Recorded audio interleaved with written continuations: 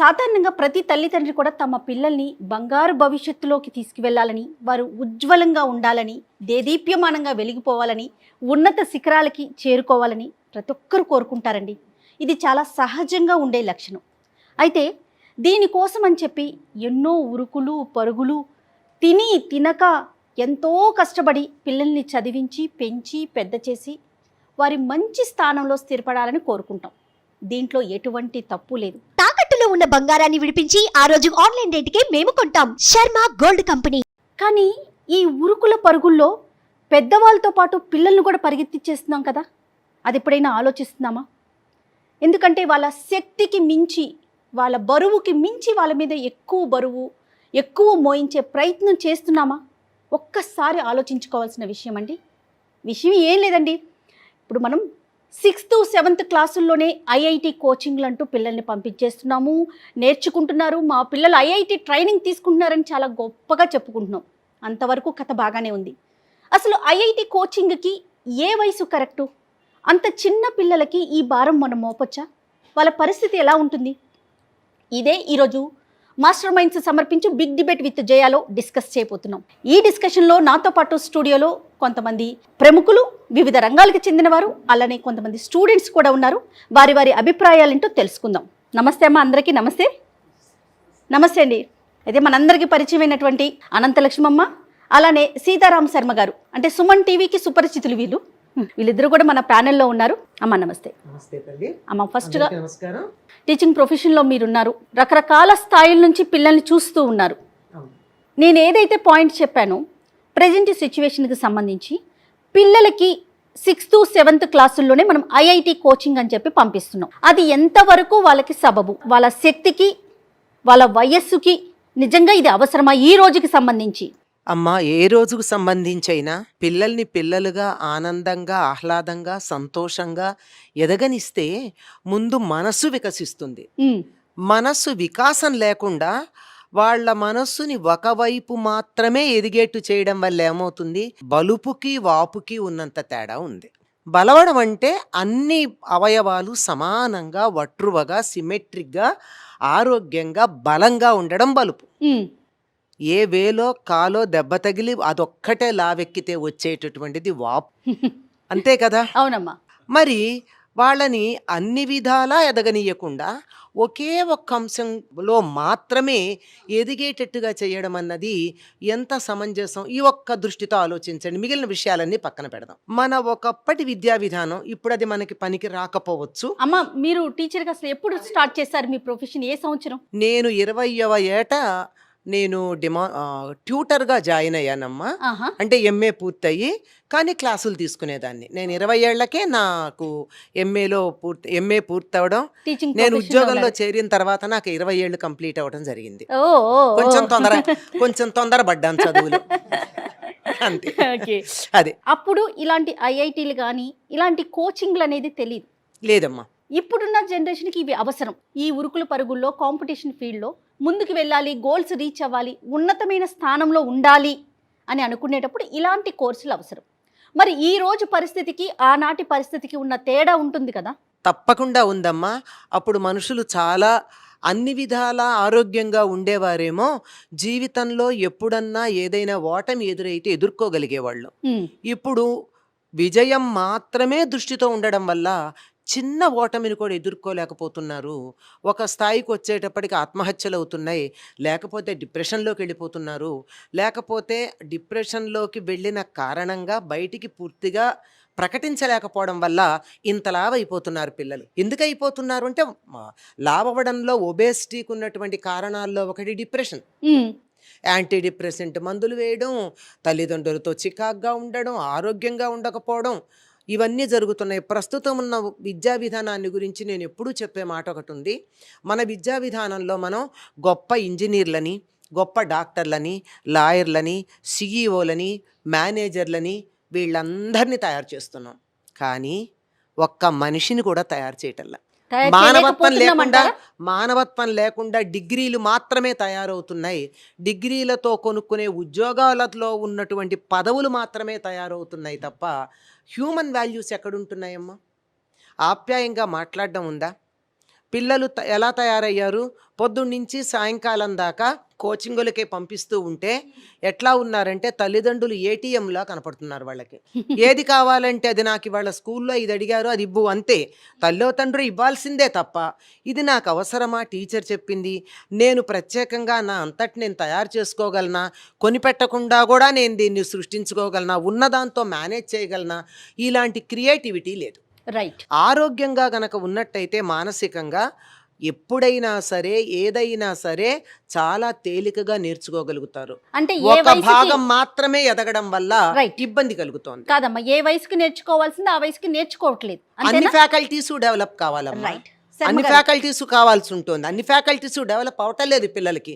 లెక్కలు, ఫిజిక్స్ లాంటివి మాత్రమే డెవలప్ అవుతున్నాయి తప్ప వాళ్ళకి లాంగ్వేజ్ లేదు, హిస్టరీ తెలియదు, ఆ తర్వాత సోషల్ అన్నది అస్సలు తెలియదు, పాలిటిక్స్ అదేమిటి అనే పద్ధతిలో ఉన్నారు అంతే తప్ప పాలిటిక్స్ ఈజ్ డిఫరెంట్ ఫ్రమ్ అసలు రాజనీతికి రాజకీయానికి ఉన్న తేడా తెలియకుండా తయారవుతున్నారు.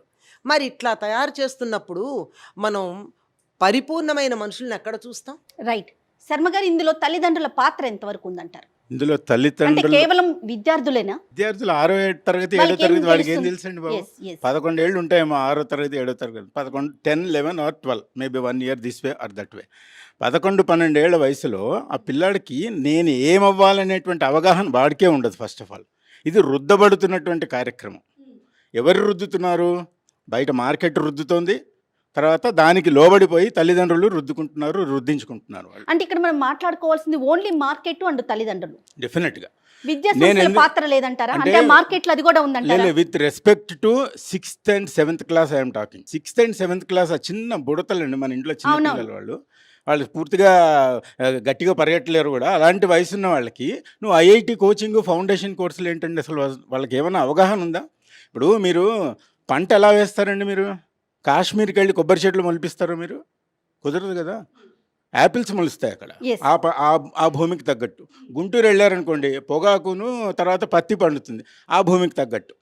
వరంగల్ వెళ్ళారనుకోండి ఆ భూమికి తగ్గట్టు రైస్ పడుతుంది, సోనా మసూరి ఇలాంటివి ఏవో ఉంటాయి. ఒక్కొక్క ప్రాంతానికి ఒక్కొక్క భూమికి ఇదే ఉంటుంది. ఈ మెదడు అనేటువంటి భూమిలో ఆ 6వ 7వ తరగతిలో వాడు ఎలా వికసిస్తాడు ఏమిటనేది ఎవరికి తెలుస్తుందండి? ఎనీ ఎడ్యుకేషనల్ ఇన్స్టిట్యూషన్ ఎంత గొప్పవాడైనా ఎవరికి తెలియదు. అది మీరు ఏం చేయాలంటే ఏం చేయాలి? సొల్యూషన్ నాకు తెలిసిన సొల్యూషన్ చెప్తాను. ఇప్పుడు ఏంటంటే మనం ఏం చేస్తున్నామంటే తల్లిదండ్రులకు ఒక యాస్పిరేషన్ ఉంటుంది. నేను ఐఐటి అవ్వలేకపోయాను, లేకపోతే డాక్టర్ అవ్వలేకపోయాను, మా వాడు అవ్వాలి.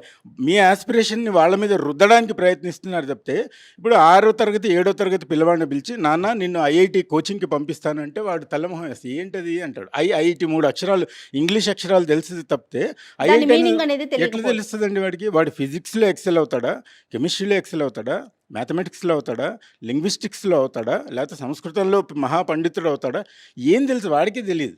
మీకు ఒక ఏజ్ వచ్చిన తర్వాత అప్పుడు వాడికి ఒక జ్ఞానం అనేది ఉదయిస్తుంది. మానసిక పరిపక్వత వచ్చి వస్తుంది. వాడు నాకు ఏం నచ్చుతోందని తెలుసుకోగలిగినటువంటి ఏజ్ వచ్చినప్పుడు మీరు ఫలానా ఐఐటి, ఫలానా లేకపోతే ఇంజనీరింగ్, లేకపోతే ఫలానా చార్టెడ్ అకౌంటెన్సీ, లేకపోతే ఐసీడబ్ల్యూ ఇలాంటివి ఏమన్నా మీరు చెప్పచ్చు. 6th and 7th క్లాస్లో చేయడం అనేది మటుకు ఇట్ ఈస్ అబ్సర్డ్ రైట్. నా ఉద్దేశంలో. నా పేరు బోసు, ఆమె ప్రాక్టీసింగ్ చార్టెడ్ అకౌంటెంట్. పెద్దవాళ్ళు మాట్లాడుతున్నారు, అలాగే మధ్యలో కొంచెం యంగ్ ఉన్న వాళ్ళు మాట్లాడారు. అవన్నీ చూడగానే ఒక్కసారిగా నా చిన్నప్పటి నుంచి నిక్కర్లు వేసుకున్న టైం నుంచి మొత్తం నా బాల్యం మొత్తం గుర్తొచ్చేసింది. అది బ్రీఫ్ గా షేర్ చేయగలిగితే షేర్ చేయండి సమ్ పాయింట్స్.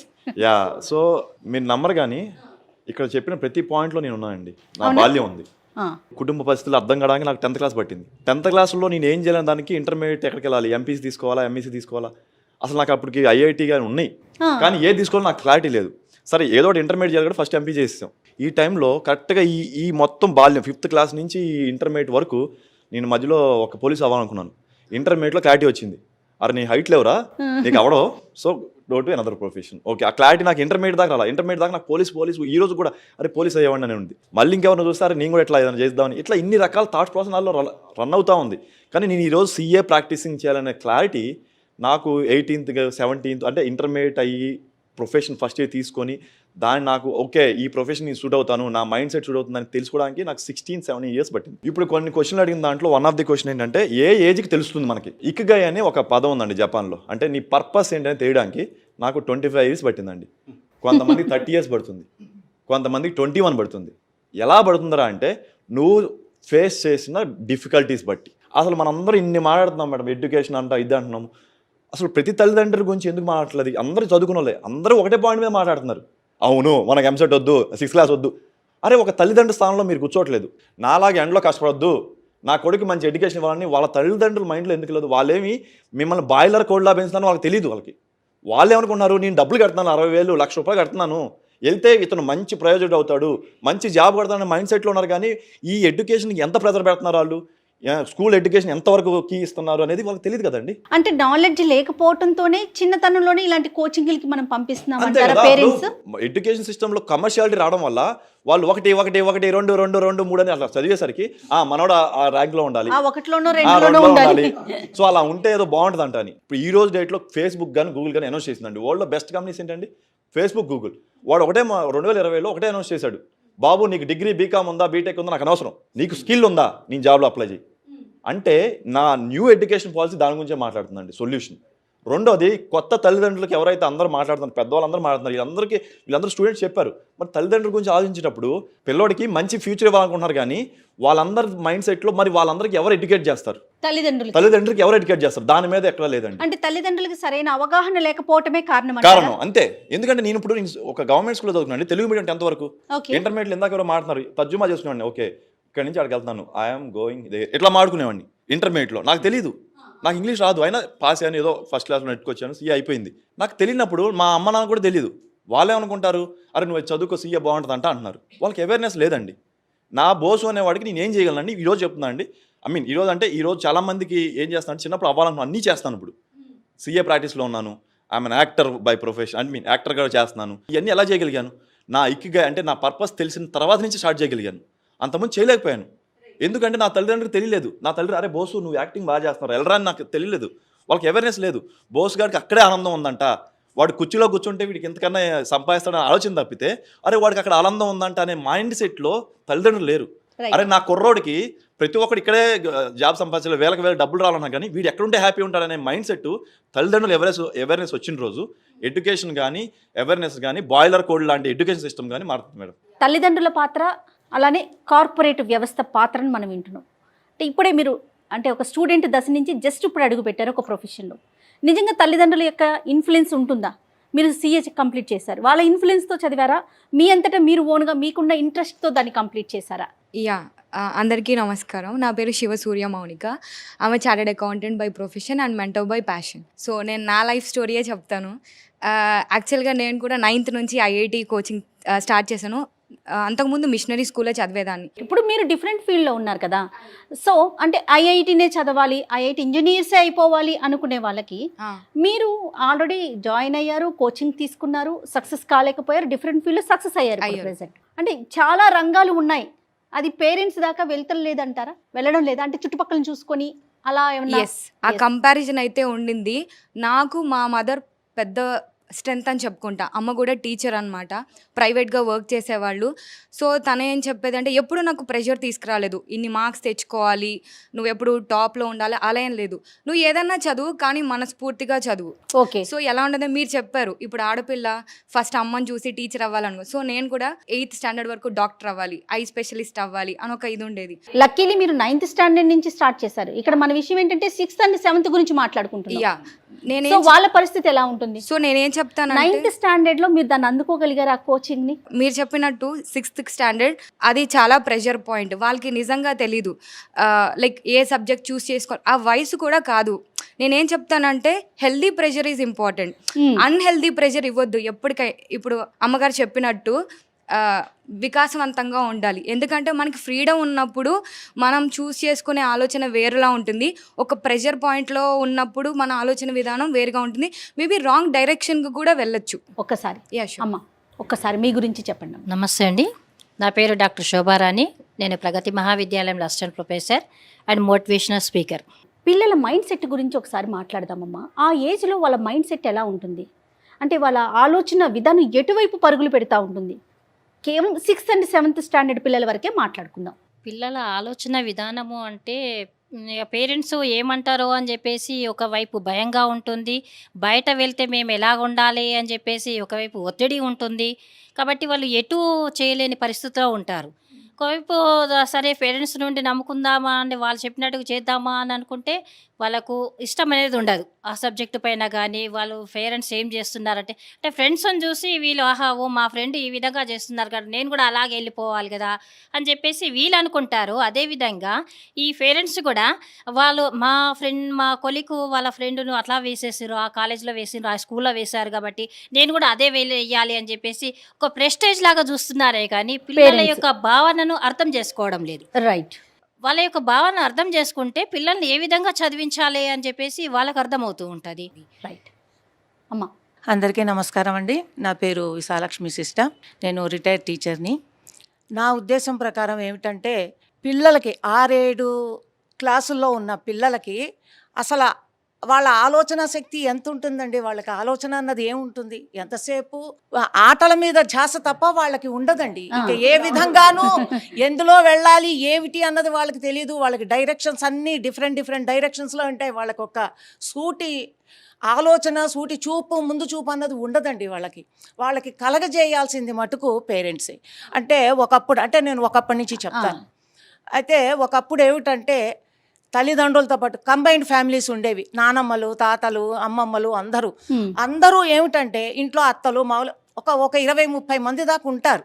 సో మనకి పెద్దవాళ్ళు చెప్పేది ఏమిటంటే పిల్లలకి మనం నేర్పించక్కర్లేదండి. డైరెక్ట్గా వాళ్ళు పెద్దవాళ్ళని చూసే డైరెక్ట్గా నేర్చేసుకుంటారు. అమ్మ, ఉమ్మడి కుటుంబం అనేది కనుమరుగైపోయింది. ముందు సిచ్యువేషన్ ఏంటి చెప్పండి. ప్రెసెంట్ సిచ్యుయేషన్ ఏమిటంటే ఇప్పుడు పిల్లలకు కూడా తల్లిదండ్రులు అందరూ సింగిల్ ఫ్యామిలీసే కాబట్టి ఇప్పుడు తల్లిదండ్రిని నేర్పించాలి.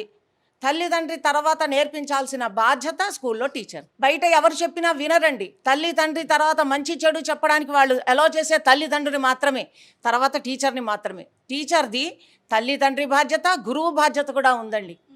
ఆ గురువు బాధ్యత ఏమిటి అంటే మంచి చెడు చెప్పాలి. ఈ రోజున ఇక్కడి నుంచి నువ్వు వెళుతున్నావు, 1st క్లాస్ నుంచి 10th క్లాస్ దాకా అన్ని గురువులు చెప్తారు, తల్లి తండ్రి గురువులు చెప్తారు. 10th తర్వాత బయటకు వెళ్ళిన తర్వాత ఎవరు చెప్పరండి, చదువు మాత్రమే చెప్తారు. మంచి చెడు చెప్పేవాళ్ళు ఎవరు ఉండరు. అందుకని గురువు బాధ్యత ఏమిటంటే ఈ సిచ్యుయేషన్స్లో మీరు ఇది ఫేస్ చెయ్యాలి. ఈ సమస్యను ఎలా పరిష్కరించాలో అని చూడాలి తప్ప ఏ విధంగా ఆత్మహత్య వైపు దారి తీయడం అది ఒకటే కాదు. అంటే తను ఎంచుకున్న రంగంలో తను వెళ్ళలేకపోతే అదొకటే కాదు, ఇంకా వేరే ఉన్నాయి చాయిసెస్, ఆ వైపు కూడా వెళ్ళొచ్చు అని గురువు బాధ్యత గురువు కూడా చెప్పాలండి. రైట్. సో నేను అవి కూడా చెప్పాను కాబట్టే నేను ఇప్పుడు చెప్పగలుగుతాను. Thanks right. అండి. నిజంగా టీచర్లు ఇప్పుడు అలాంటి బాధ్యత తీసుకుంటున్నారా? అలాంటి వ్యవస్థని మనం చూస్తున్నామండి. నా పేరు డాక్టర్ భాస్కర్ యాదవ్. ఒక ప్రశ్న రేజ్ అయింది ఇక్కడ మనందరికీ కూడా. ఏంటంటే 6వ తరగతి 7వ తరగతి క్లాసెస్కి ఐఐటి ఫౌండేషన్ అవసరమా అని. అయితే నిపుణులు ఏం చేసినారంటే మన విద్యా విధానాన్ని 5+3+3+4గా విభజించారు. అయితే ఈ 6వ తరగతి 7వ తరగతికి వచ్చేతలకల్లా విద్యార్థి యొక్క వయసు 12 నుంచి 13 సంవత్సరాల్లోకి వస్తుంది. ఇప్పుడు ఆ 12 నుంచి 13 సంవత్సరాల వయసు లోపలే వాళ్ళకి అంగుళీ నైపుణ్యాలు కానీ మానసికంగా పరిపక్వత చెందడం కానీ బాగా డెవలప్ చెందుతుంది. ఇంకొకటి ఐఐటి లాంటి కోర్సెస్ని మనం సమర్థించకపోయినట్టయితే గ్లోబలైజేషన్ లోపల కాంపిటీషన్ని తట్టుకోలేం. ఈ ప్రపంచీకీకరణ నేపథ్యం లోపల ఆంగ్ల విద్యా విధానం చాలా డామినేట్ చేస్తుంది. ఆ ఆంగ్ల విద్యా విధానం డామినేట్ చేసేటువంటి ఆ సరళిని తట్టుకోవాలి అంటే కంపల్సరిగా 6వ తరగతి 7వ తరగతిలో ఉండాల్సిందే, ఐఐటి ఫౌండేషన్ ఉండాల్సిందే. ఇంకొక విషయం ఇక్కడ మనం గట్టిగా మాట్లాడాల్సినటువంటి విషయం ఏమిటంటే ఇప్పుడు పిల్లలు సూసైడ్ చేసుకుంటున్నారు, డ్రాప్ అవుట్స్ అవుతున్నారు, తర్వాత వెనకబడిపోతున్నారు, చదువుకు కరెక్ట్గా యాక్సెస్ అవుతలేరు అనేటువంటి దానికి 2 కారణాలు ఉన్నాయి. ఒకటి మాతృభాష లోపల సరైనటువంటి అవగాహన లేకపోవడం. ముఖ్యంగా పేరెంట్సే మాతృభాషకు దూరం చేస్తున్నారు. మమ్మీ అను డాడీ అను ఇంగ్లీష్ లోపల మాట్లాడు, ఆ మమ్మీ డాడీ అయిన తలకల తల్లి తండ్రి పొంగిపోవడం. కానీ అసలు ఐఐటికి భాషకి సంబంధం ఉందంటారా? ఉంది, 100% ఉంది మేడం. ఎలా అంటే ఇప్పుడు మనకు జపాన్ తీసుకుందాం, చైనా తీసుకుందాం. ఈ జపాన్ కానీ చైనా కానీ ఇవన్నీ కూడా టెక్నాలజీ లోపల చాలా దూసుకుపోతున్నటువంటి దేశాలు ఇవన్నీ. వీళ్ళు మాతృభాష లోపలే ఆలోచించి టెక్నాలజీని డెవలప్ చేసేసిండ్రు. ఇప్పుడు ఇక్కడికి ఇండియాకి వస్తలకల్లా దాదాపు 176 భాషలు, గిరిజన భాషలు, అన్ని భాషలు, మైనార్టీ భాషలు అన్నీ ఉన్నాయి. ఈ భాషల లోపల ప్రబలంగా వాళ్ళ భాష, వాళ్ళ సంస్కృతి ఒకటి ఇంట్లో ఉంటుంది. తరగతి గది లేకపోతే ఆంగ్ల విద్యా విధానం ఉంటుంది. అందుకోసానికి మన భారతీయ విద్యార్థులు ఎక్కడ వెనుకబడిపోతున్నారంటే మాతృభాష పైన పట్టు లేకపోవడం వల్ల.